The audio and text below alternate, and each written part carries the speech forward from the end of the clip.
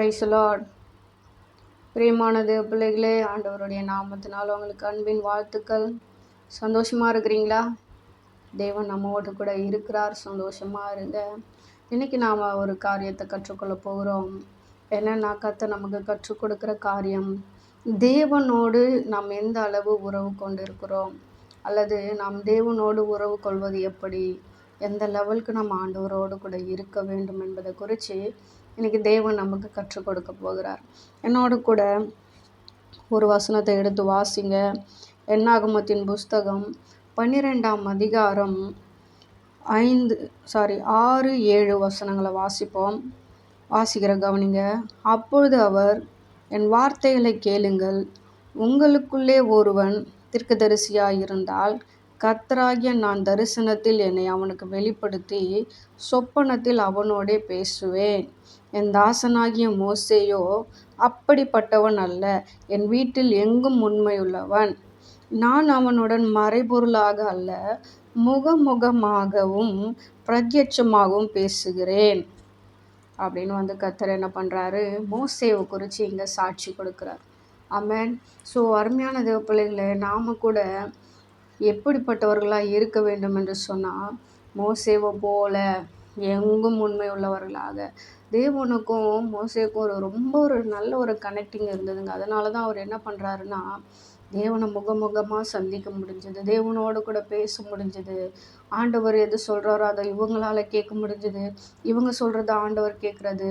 பாருங்கள், பரலோகத்துக்கும் பூமிக்கும் ஒரு நல்ல ஒரு கனெக்டிவிட்டி என்னென்னா, மனுஷங்க சொல்கிறாங்க கடவுள்னு ஒருத்தர் இல்லை, கடவுள்லாம் இல்லவே இல்லை அப்படின்னு சொல்கிறாங்க. ஆனால் இங்கே ரியலாகவே ஒரு மனுஷன், தேவ மனுஷன் என்ன பண்ணுறான்னா, கடவுளோடு கூட உறவு கொண்டு அவங்க என்ன பண்ணியிருக்கிறாங்க, வாழ்ந்து காட்டியிருக்கிறாங்க. அநேக தேவ மனுஷர்கள் என்ன பண்ணியிருக்கிறாங்கன்னா, இந்த வேதாகமத்தில் தேவனோடு கூட உறவு கொண்டு ஐக்கியம் கொண்டு வாழ்ந்துருக்கிறாங்க. ஆனால் இப்போ இருக்கிற காலகட்டத்தில் என்னென்னா, தேவன்ற ஒருத்தர் இல்லவே இல்லை, கடவுள் இல்லைன்னு சொல்கிறாங்க. ஆனால் அருமையான தேவ பிள்ளைகளை, கர்த்தர் சொல்கிறாரு, அவர் தம்மை தேடுகிற யாவருக்கும் என்ன பண்ணுறாராம், தம்மை வெளிப்படுத்துகிறாராம். அவன் ஸோ இன்றைக்கி ஒருவேளை நாம் சொல்லிடலாம், வாயில் கடவுள் இல்லை, இல்லை நாம் இஷ்டத்துக்கு ஏதோ ஒன்று பேசிடலாம். ஆனால் வேதவசனம் சொல்லுது, நீ எனக்கு தடவியாகிலும் கண்டுபிடிப்பதற்காக நான் அநேக அடையாளங்களை இந்த உலகத்தில் வச்சுருக்கிறேன் அப்படின்னு கர்த்தர் சொல்கிறாரு. ஸோ தேவ பிள்ளைகளே, உலகத்தில் நம்ம என்ன பண்ணுவோன்னா, கணவனோடு இல்லை மனைவியோடு, நமக்கு சொந்த பந்தங்கள் பிள்ளைகளோடு கூட நம்ம நல்ல ஐக்கியத்தில் இருப்போம்.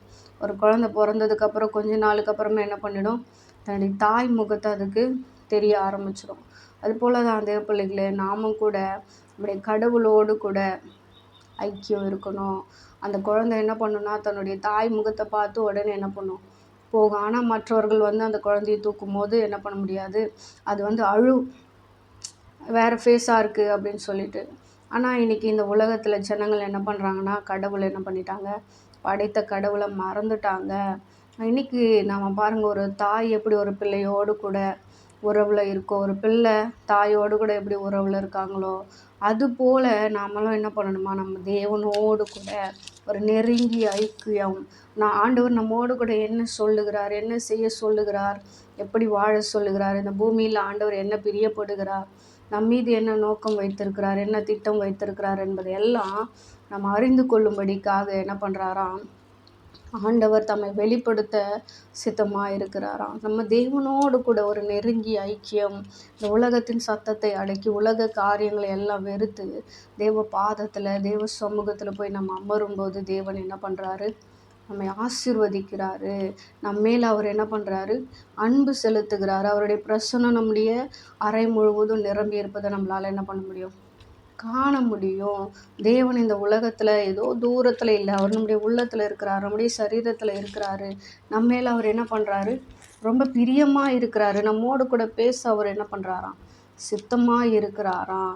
ஸோ அருமையான தேவ பிள்ளைகளை, இன்றைக்கும் இந்த சத்தம் உங்களுடைய காதுகளில் கேட்குதுன்னா, ஆண்டவர் உங்களோடு கூட பேச விருப்பப்படுகிறார், உங்களோடு கூட உறவு கொள்ளும்படிக்காக விருப்பப்படுகிறார் என்பதை நீங்கள் அறிந்து தேவனோடு கூட அதிகமாக நேரத்தை செலவிட வேண்டும் என்று சொல்லி ஆண்டவர் விரும்புகிறாருங்க. இந்த உலகத்தில் நம்ம எந்த மனுஷர்களை நம்ம தேடி போனாலும், எதை செஞ்சாலும் கூட நன்றியே நினைக்க மாட்டாங்க. ஆனால் கர்த்தர் ஒருத்தர்கிட்ட நம்ம போய் உட்காந்தோன்னா, அவர்கிட்ட நம்முடைய எல்லா காரியங்களையும் சொன்னோன்னா, கர்த்தர் என்ன பண்ணுவார், எல்லாத்தையும் இருதயத்தில் வைத்துக்கொண்டு நமக்கு ஏற்ற நேரத்தில் நம்முடைய காரியங்களை எல்லாம் செய்து நம்மை ஆசீர்வதிப்பார். நம்முடைய கண்ணீரை கணக்கில் வைப்பார். நம்முடைய எல்லா அலைச்சல்களையும் ஆண்டவர் என்ன பண்ணுவார், கணக்கில் வைத்து அவர் நீதி சரி கட்டுவார். நமக்கு நன்மைகளை தருவார். ஆனால் எல்லா நேரமும் மனுஷங்க என்ன பண்ண மாட்டாங்க, அப்படிப்பட்ட நன்மைகளை செய்ய மாட்டாங்க. எல்லா நேரமும் கூட இருக்க மாட்டாங்க. எல்லா நேரமும் நம்மளை நேசிக்க மாட்டாங்க. ஏதோ ஒரு விதத்தில் ஒருத்தர் நம்மளை என்ன பண்ணுவாங்க, வெறுத்து தான் ஆவாங்க. நம்முடைய கேரக்டர் பிடிக்காமல் இருக்கலாம், இல்லை நம்மளுடைய கேரக்டர் அவங்களுக்கு புரியாமல் இருக்கலாம். நம்ம செய்கிற சில காரியங்கள் தவறாக போகலாம். அநேக காரியங்கள் இந்த உலகத்தில் உண்டு. ஆனால் நம்ம எல்லா விதத்துலேயும் சரியாக புரிந்தவர், அறிந்தவர், நம்மளை எல்லா நேரத்துலையும் அட்ஜஸ்ட் பண்ணுறவர் அவர் மட்டும்தாங்க.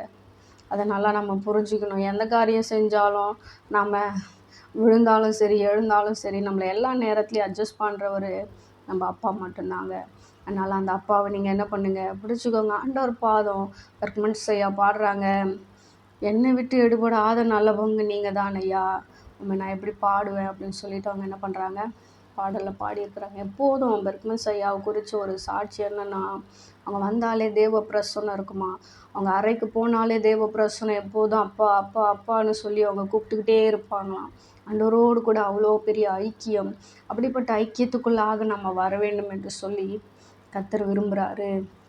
மோசேவும் பாருங்கள், 40 நாள் போகிறாங்க, தேவ சமூகத்தில் காத்திருக்கிறாங்க. பசி இல்லை, அங்கே அவங்களுக்கு பசிக்கலை, மற்ற காரியத்தை எதை குறித்தும் யோசிக்கவே இல்லை. தேவ பாதத்தில் அமர்ந்தாங்க, தேவனோடு கூட பேசுகிறாங்க. நாட்கள் போயிட்டே இருக்குது, தெரியல. 40 நாள் முடிஞ்சதுக்கப்புறம் கர்த்தர் சொல்கிறாரு, நீ போ கீழே, இஸ்ரவேல் ஜனங்கள் தங்களை கெடுத்து கொண்டாங்க, அதனால் நீ இறங்கிப்போ அப்படின்னு சொல்லும்போது தான் அவருக்கு தெரியுது 40 நாள் ஆயிடுச்சு அப்படின்னு சொல்லிட்டு. இன்றைக்கி பிள்ளைகளை நாமும் கூட ஆண்டவருடைய பிரசன்னத்தில் காத்திருக்கும் போது நமக்கு நேரம் போகிறது தெரியாது. தேவனோடு கூட உறவு கொள்ளும் போது நம்மளால் என்ன பண்ண முடியாது, அதை விட்டு வெளியே வர முடியாது. அவ்வளோ ஐக்கியம், அவ்வளோ நெருக்கம், அவ்வளோ அன்பு நிறைந்தவர் நம்முடைய பிதாவாகிய தேவன். நம்முடைய பிதாவாகிய தேவனை நாம் கனப்படுத்துவது நமக்கு ஒரு மிகப்பெரிய பாக்கியம். ஆமேன். எத்தனை பேர் நீங்கள் ஆமேன்னு சொல்கிறீங்க? ஸோ அந்த பிதாவாகிய தேவனை நமக்கு தெய்வமாக கொடுத்ததுக்கு, தெய்வமாக இருப்பதற்கு கூட நாம் ஆண்டவருக்கு நன்றி செலுத்துவோம். கர்த்தர் உங்களையும் உங்கள் குடும்பங்களையும் ஆசீர்வதிப்பாராக. தேங்க்யூ. God bless you.